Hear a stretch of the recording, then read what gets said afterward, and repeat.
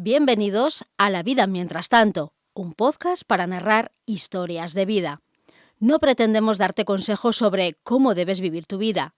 Queremos contarte cómo viven su vida otras personas no tan ajenas a nosotros. Soy Alba Fite y os presento a Rosa Pardina, autora de las historias que va a compartir con nosotros en este podcast.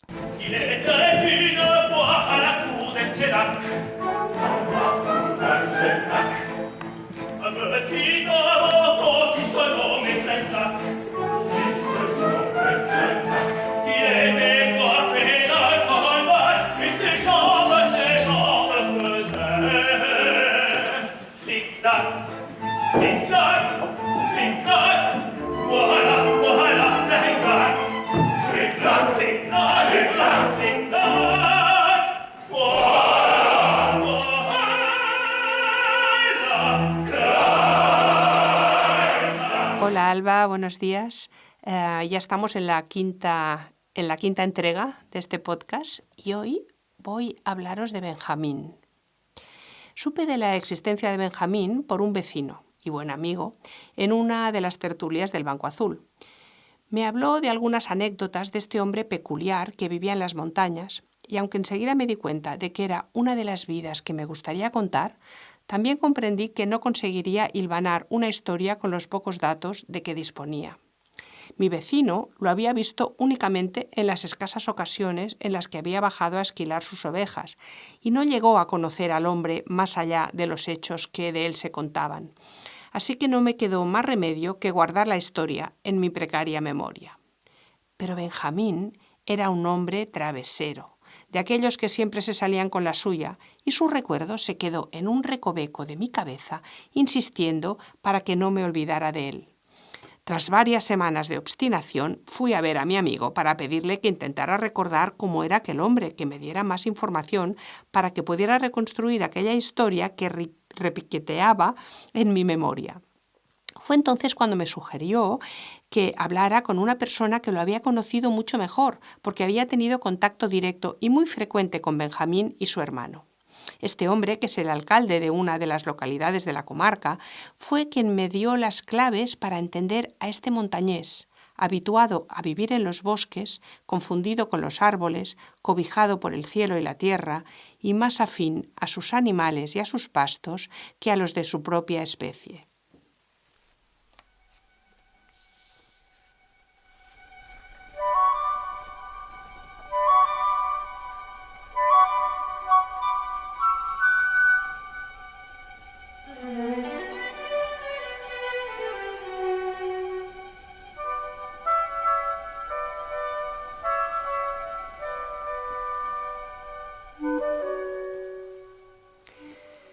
Benjamín nació allá por los años 40 en una pequeña localidad perdida entre montañas a más de 1000 metros de altura, en el seno de una familia que tenía un pequeño rebaño de ovejas y un bancal de cultivo. Actualmente es una aldea despoblada, que algunos de sus antiguos habitantes intentan recuperar, pero antaño vivían allí familias que se sostenían con la ganadería y la agricultura. La orientación favorable de Solana de la aldea permitió la existencia de bancales de cultivo que no eran suficientemente extensos como para sacar ganancias, pero sí para cubrir las necesidades básicas de subsistencia. Estaban habituados a las micolas, una comida hecha de harina, amasada con agua y un poco de sal, cocida en caldo de restos de carne, con algún que otro hueso y a veces, si había suerte, con un poco de tocino y patatas. La tierra proveía, pero no ofrecía lujos y comodidades. A mediados del siglo XX se produjo el gran éxodo rural hacia las ciudades. Se huía de la miseria, la escasez y las dificultades. Y su pequeño pueblo no fue una excepción. Poco a poco, la gente se fue marchando. Uno de los hermanos se fue a vivir a la ciudad y al poco tiempo los padres fallecieron. Benjamín, que era el menor, no pensó ni por un momento en abandonar su casa y sus montes. Su hermano Basilio se hubiera ido al valle si la zagala que cortejó pacientemente durante meses le hubiera dicho que sí, pero le dio calabazas, y él perdió la esperanza de casarse y de fundar una familia en otro lugar, así que se quedó en el pueblo, con su hermano, contemplando cómo, una tras otra, las casas se iban quedando vacías y las huertas abandonadas. Ellos fueron arrendando las tierras y las ovejas que los vecinos dejaban al marcharse a las ciudades, hasta que se quedaron solos en la aldea, a 2 horas de camino de la localidad más cercana. 2 horas que no eran nada para Benjamín. Pero ¿para qué quería él bajar a un pueblo habitado? No le gustaban especialmente las personas, no comprendía sus gestos ni sus miradas. Le era mucho más cómodo toparse con un corzo o un jabalí, animales de hábitos predecibles, que con un ser humano que se comportaba siempre de forma errática. Era Basilio quien bajaba de vez en cuando a por provisiones, a esquilar las ovejas o a venderlas. Para Benjamín lo que importaba era que volviera siempre con pan y vino, que era lo único que necesitaba aparte de su tierra. Benjamín destacó ya de joven por su fuerte personalidad, no porque fuera sociable, que no lo era, ni sabía cómo serlo, ni por su educación, puesto que no sabía leer ni escribir, ni había ido nunca a la escuela, sino por la sabiduría del hombre hecho a sí mismo, habituado a sobrevivir en un entorno duro e inhóspito en el que otros hombres se sienten perdidos y desamparados, por la intuición heredada de sus ancestros, por las habilidades que fue desarrollando sin distracciones ajenas a sus intereses. De joven tuvo que cumplir con el servicio militar obligatorio, en una ciudad demasiado grande para él, en un cuartel repleto de gente y dominado por normas que no entendía. Lo superó valiéndose del mismo instinto que le indicaba cómo resguardarse de las tormentas que aparecían de pronto en medio del monte, en mitad de la nada. Cuando por fin se licenció y comunicaron a los soldados que al día siguiente un camión los devolvería a sus casas, a él lo llamaron aparte. Tú vas a quedarte unos meses más, Benjamín. Te enseñaremos a leer y a escribir y aprenderás un oficio. Podrás permanecer en el ejército o encontrar un trabajo que te dé la oportunidad de irte tú también del pueblo, le dijo su sargento. Benjamín calló y se retiró a su barracón. Al día siguiente, al pasar lista para distribuir a los soldados en los camiones que los llevarían a sus respectivos pueblos, se percataron de que él no estaba. Incapaces de encontrarlo, los camiones partieron, y tras dejar a cada uno en su casa, el que más cerca estaba de su aldea subió hasta allí para comunicarle a Basilio que su hermano había desaparecido. ¿Cuál no fue la sorpresa del conductor cuando salió a recibirlo el propio Benjamín? Había caminado toda la tarde y toda la noche, casi 100 kilómetros, hasta llegar a su pueblo. No tenía ninguna necesidad de aprender a leer y a escribir, y mucho menos de abandonar su aldea. Aquella noche huyó para volver a su casa, y cuando le preguntaron incrédulos por la hazaña cómo había conseguido orientarse en la oscuridad más absoluta, él contestó: «Ha sido fácil, solo tenía que ir todo para arriba». Los años fueron pasando, sin que tuviera necesidad de relacionarse con nadie. Si alguien subía al pueblo, él se escondía. No era fácil verlo. Solo en verano, cuando llevaba a los animales a los pastos superiores, se reunía con otros pastores.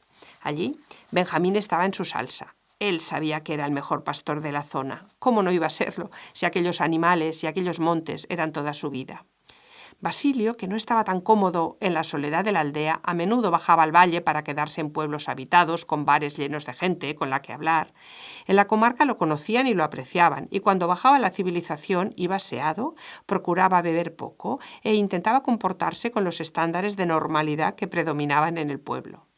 Benjamín también hubiera podido hacerlo, pero no tenía interés alguno en las gentes de abajo. En sus montañas podía llevar las barbas largas y los pantalones endurecidos por la mugre. A sus ovejas no les importaba, y a él tampoco. Tenía por costumbre asearse solo cuando lo hacía su hermano antes de bajar unos días al valle. Colocaban un barreño en la puerta de casa, no necesitaban intimidad porque allí no había más seres humanos que ellos dos, se desnudaban y metían los pies en el barreño, se frotaban bien el cuerpo, el pelo y las barbas con una pastilla de jabón y se enjuagaban echándose agua con un cazo por encima. Puede que parezca una forma normal de asearse, pero hay que tener en cuenta que 8 de los 12 meses del año la aldea estaba cubierta de nieve, y era con esa nieve con la que frotaban sus cuerpos para sacarse de encima el jabón que impregnaba su piel. La salud de Benjamín no se veía afectada por la nieve o el frío, ni por la mayor o menor higiene, ni por las comidas, ni mucho menos por el estrés que jamás había experimentado. Lo único que lo tumbó, aunque tardó más de 60 años en hacerlo, fue el vino. Un día su hermano bajó a buscar al médico del pueblo más cercano para que visitara a Benjamín, que por primera vez en su vida estaba postrado en la cama. El médico acudió y lo primero que hizo fue darle un termómetro y pedirle que se lo pusiera para medir su temperatura. «No sé a qué se refiere con la temperatura, doctor, ni había visto nunca un aparato como este», respondió Benjamín. «¿Cómo quiere que me lo ponga y dónde me lo pongo?». Jamás había visto un termómetro ni se había tomado la temperatura en 60 años. Nunca antes había estado enfermo.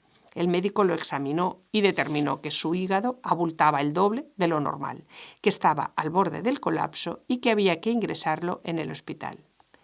Pero esto no entraba en los planes de Benjamín, que en lugar de ir al hospital cogió su rebaño y se fue al monte.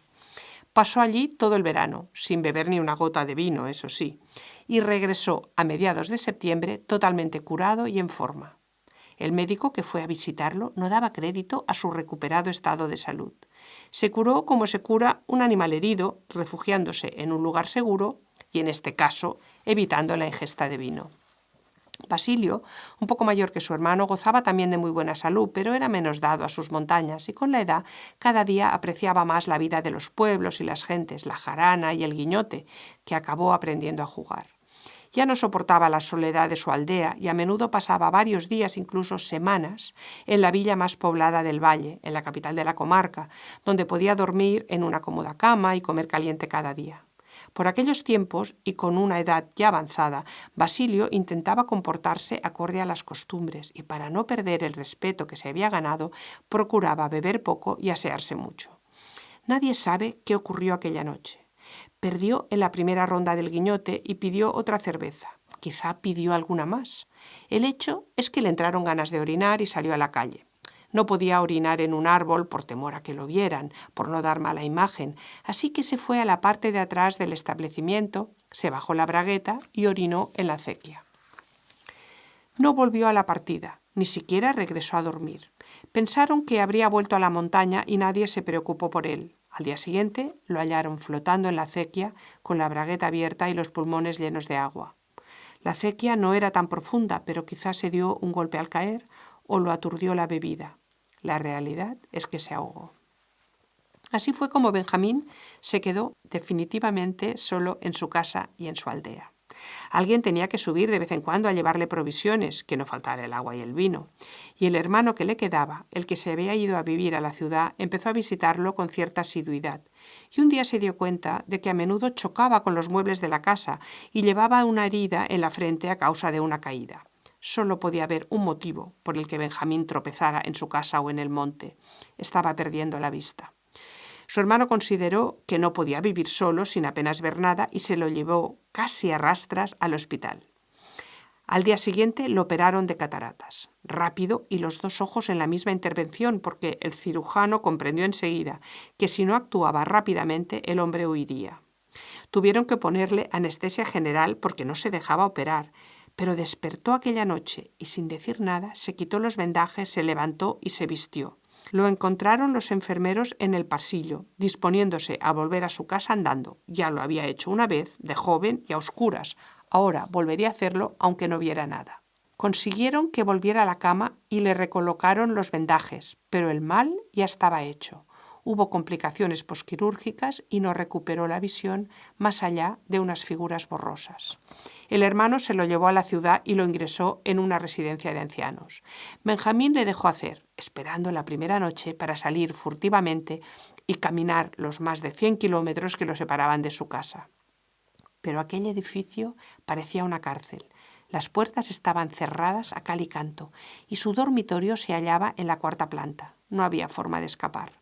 Esperó a que su hermano lo visitara para convencerlo de que podía vivir en su aldea con los restos de visión que le quedaban, que conocía cada palmo de su casa y de su monte. «No voy a quedarme aquí», dijo obstinadamente. «No intentes salir, Benjamín», respondió el hermano. «Acabarás acostumbrándote a vivir aquí y yo vendré a verte cada día si quieres que lo haga». «No, no será necesario», sentenció él, «porque mañana estaré de vuelta a casa». Subió a su dormitorio y antes de que su hermano abandonara la residencia, se tiró por la ventana. Al día siguiente, el cuerpo de Benjamín descansaba en su pueblo y allí continúa para siempre.